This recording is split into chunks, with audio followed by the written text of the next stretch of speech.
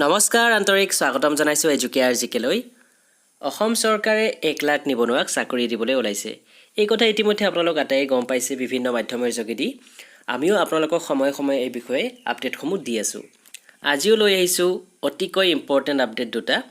ভিডিওটো ভালদৰে চাব ইয়াতে আমি আলোচনা কৰিম যে শিক্ষা বিভাগত যে চাকৰিসমূহ হ'ব সেই চাকৰিসমূহ কেৱল শিক্ষকৰেই নেকি নহয় আহিছে এখন অতি গুৰুত্বপূৰ্ণ জাননী সেই জাননীখনত বিভিন্ন ইম্পৰ্টেন্ট কথা কোৱা হৈছে সেই বিষয়ে আপোনালোকক অৱগত কৰাম আৰু লগতে আমাৰ মাননীয় মুখ্যমন্ত্ৰী মহোদয় ডক্টৰ হিমন্ত বিশ্ব শৰ্মাই এই 1 লাখ নিবনুৱাৰ চাকৰি কেনেদৰে হ'ব কেনেদৰে পৰীক্ষাসমূহ অনুষ্ঠিত কৰিব সেই বিষয়ে নিজৰ মত প্ৰকাশ কৰিছে সেই বিষয়েও এইটো ভিডিওত আমি চমুকৈ আলোচনা কৰিম ভিডিওটো আগৰ দৰে অতি চমু হ'ব বেছি দীঘলীয়া নকৰো ভিডিওটো শেষলৈকে চাব ভাল লাগিলে লাইক কমেন্ট আৰু শেয়াৰ কৰিব আৰু যদি হে এতিয়ালৈকে আমাৰ চেনেলটো সাবস্ক্ৰাইব কৰা নাই সাবস্ক্ৰাইব কৰি ল'ব বন্ধু বান্ধৱীসকল এখন লেটাৰ 24 মে 2021 ত এখন প্ৰেৰণ কৰা হৈছে office of the directorate of elementary education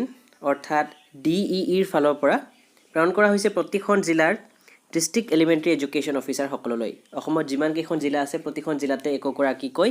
district elementary education officer থাকে অৰ্থাৎ জিলা প্ৰাথমিক শিক্ষা বিষয়া তেওঁলোকলৈ প্ৰেৰণ কৰা হৈছে এই জাননীখন এই চিঠিখনৰ সাবজেক্ট কি লিখিছে চাব সাবজেক্ট লিখিছে submission of consolidated finance SIU proposal of regular vacant post of teaching and non-teaching staff school and office under your jurisdiction up to 31st March 2022 অৰ্থাৎ 2022 চনৰ মাৰ্চ মাহলৈকে বিদ্যালয়সমূহত আৰু DEEৰ অধীনত থকা যিমানসমূহ স্কুল আৰু অফিস আছে অফিস অৰ্থাৎ DO অফিস হ'ব BO অফিসসমূহ হ'ব আৰু এই অফিসসমূহত বিভিন্ন ষ্টাফে কাম কৰি আছে এই সকলো ষ্টাফৰ আৰু শিক্ষকৰ খালী পদৰ বিৱৰণ 2022 চনৰ মাৰ্চ মাহলৈকে 31 মাৰ্চলৈকে যিমানসমূহ পদ খালী হ'ব সেই আটাইবোৰ পদৰ বিৱৰণ বিচাৰিছে আৰু ইয়াতে ভালদৰে লিখিছে চাব প্ৰথম পেৰাগ্ৰাফত লিখিছে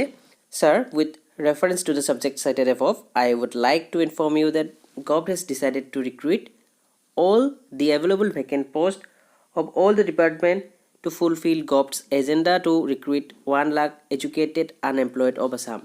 অসম চৰকাৰে শেহতীয়াভাৱে যি 1 লাখ নিবনুৱা সংস্থাপনৰ চিন্তা চৰ্চা কৰিছে তাৰ পৰিপ্ৰেক্ষিতত এইখিনি উল্লেখ কৰিছে ইয়াতে লিখিছে You are therefore requested to submit one consolidated finance SIU proposal showing all the available vacant posts as well as to be vacant posts of teaching and non-teaching staff in school and office up to 31st March under your jurisdiction in the prescribed format of finance SIU department ইয়াতে দুখন form সংলগ্ন কৰিছে লগতে আৰু এখন form দিছে 3 number form যত post creation আৰু পাৰ্মানেন্ট ৰিটেনচন নম্বৰবোৰ থাকিব সো কথা এইখিনিয়ে 31 মাৰ্চ 2022 ৰ পূৰ্বে যিমান পদ খালী হ'ব আৰু ইতিমধ্যে যিমান পদ খালী আছে বিদ্যালয়সমূহত আৰু লগতে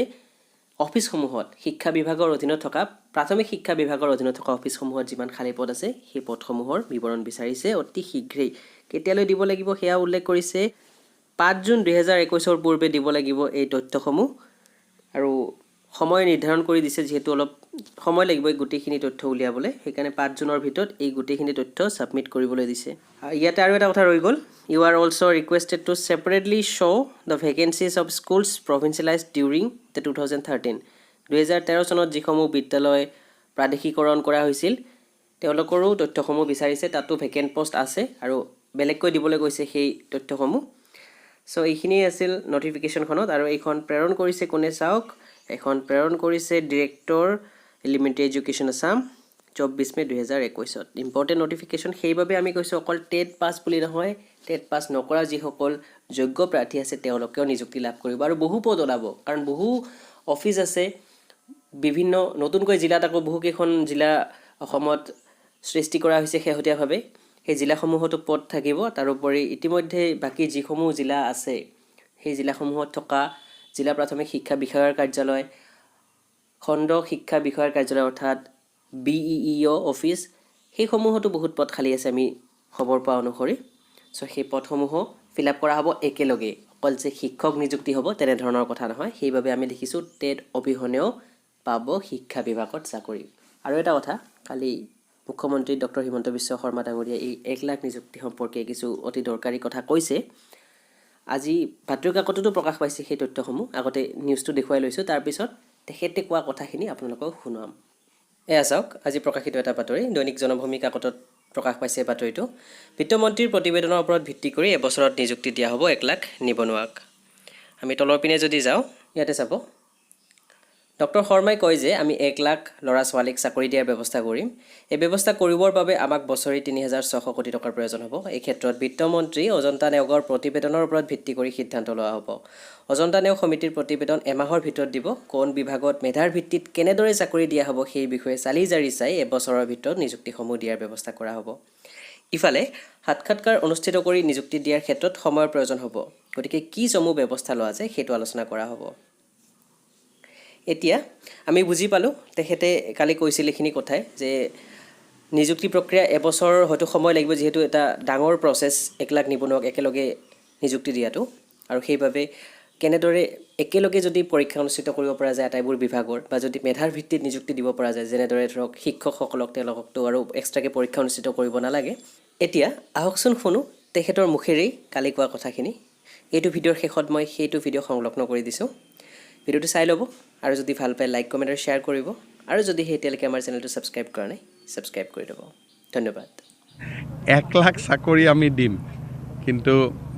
1 মাহত অজন্তা নেওগৰ কমিটিয়ে ৰিপৰ্ট দিব যদি সব ডিপাৰ্টমেণ্টে পৰীক্ষা পাতে কেতিয়াও নিযুক্তি সম্ভৱ নহ'ব গতিকে নিযুক্তিবিলাক কি ধৰণে আমি খুব শৰ্টকাট কৰি দিব পাৰোঁ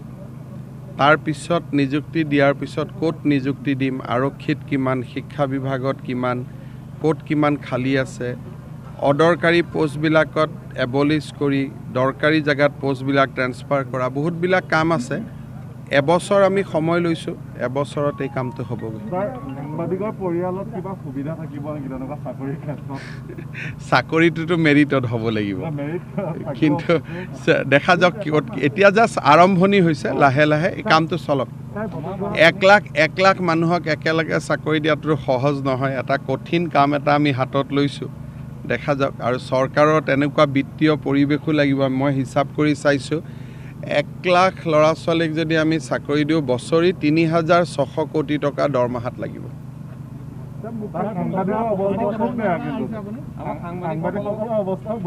ঠিক কৰিব লাগিব মিলিজুলি হ'ব মিলিজুলি চব লাহে লাহে ঠিক কৰিব লাগিব